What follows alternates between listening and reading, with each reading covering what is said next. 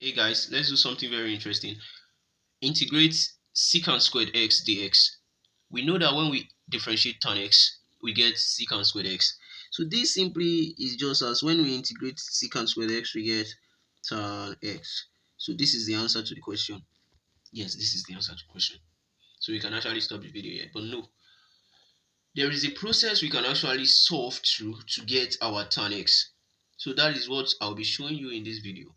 I would advise that when you are to integrate trigonometry functions, you should know your trigonometry identities as well, so as to make it easy when integrating trigonometry functions. So with that in place, I can rewrite my secant squared x as 1 over cosine squared x dx. This is a trigonometry identity when we know that 1 over cos x is equal to secant x. So 1 over cos squared x should be equal to secant squared x. So they are the same. So this looks simple now, but we can't actually integrate this just like this, because if we want to use the use substitution method and we say let cos x be u, integrating cos x we get sin x, and there is no sin x at the numerator, we would have been able to cancel out our sin x. So but we know that from trigonometry 1 is equal to something. We know that from trigonometry sine squared x plus cosine squared x over, we know that sine squared x plus cosine squared x is equal to 1. Yes, that is trig identity. Let me share the book in two.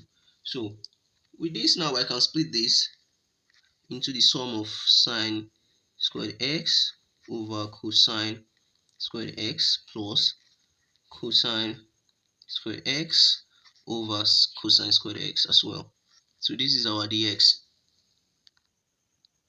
So I know that this is 1, and integration allows us to integrate this and sum it to the integral of the second one.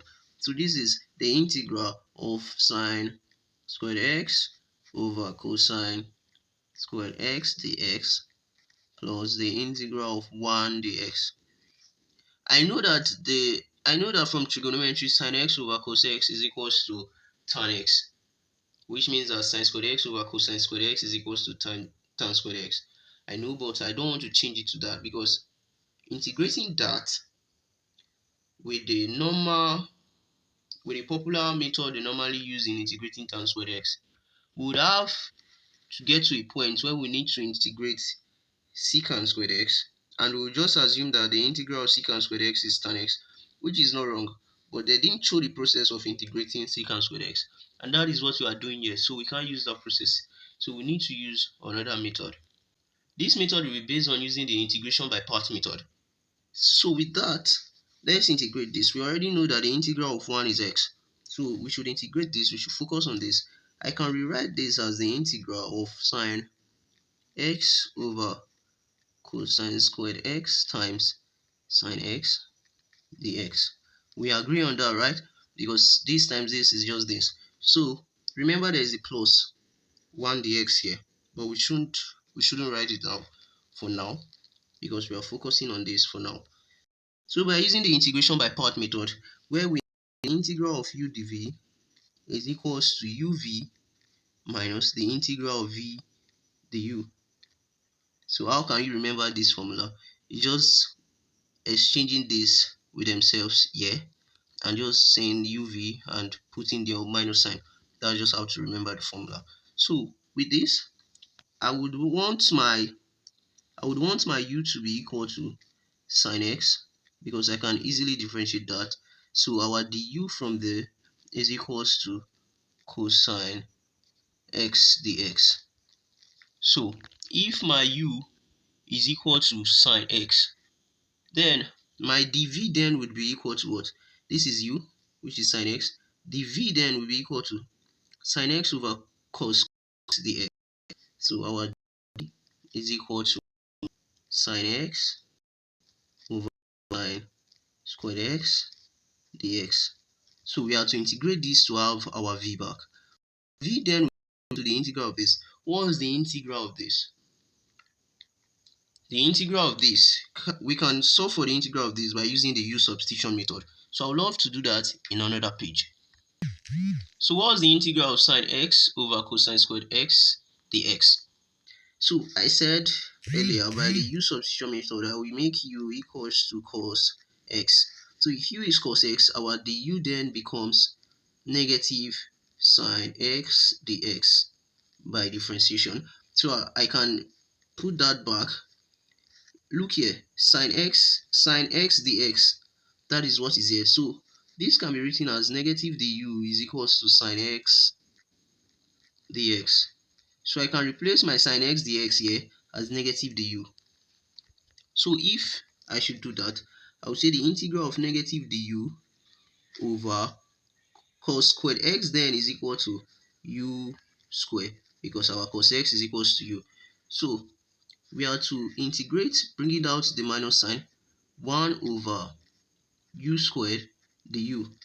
We can write that as the negative integral of u to the negative 2 du, right? Integral allows us to add 1 to the power and divide by the new power. So this is negative u to the what? U to the negative 2 plus 1, that's negative 1, divided by negative 1. So negative cancel negative, so we just have u to the negative 1, which is 1 over u. There's no need for our plus c here because we are actually adding it to that integral there. So our u was initially what? Our u was initially cos x. So this is equal to 1 over cos x. So this is the integral for this. So we have to use this in that. Okay, now that we know that our integral of sine x over cos squared x dx is equal to 1 over cos x.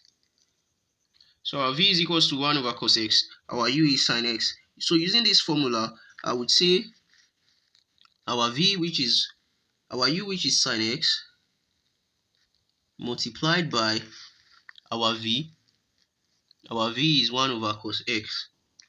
So sine x multiplied by 1 over cos x. Then minus the integral of v du. What is v? 1 over cos x. What is du? Du is cos x dx. So this is the integral of 1 over cos x times cos x dx.